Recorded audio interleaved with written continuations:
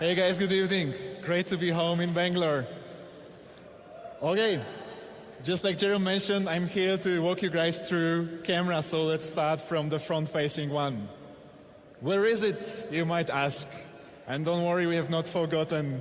Just one tap, and it's there for you in half a second. I agree with you guys, it's very cool, but primarily it has to be useful and durable.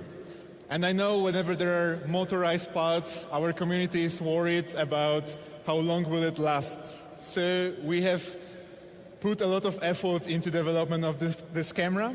And in the end, we've performed a test. This test is about opening camera of one phone up and down 300,000 times. So if you're keeping notes, then there is crazy stats for you guys. So if you would open this camera 50 times every day to take a selfie, it would last very well for 16 and a half years. And you don't need to believe me, we have this on video.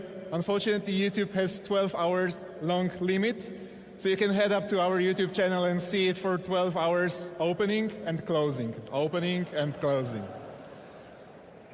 But how many times would open and close is just one concern of our community.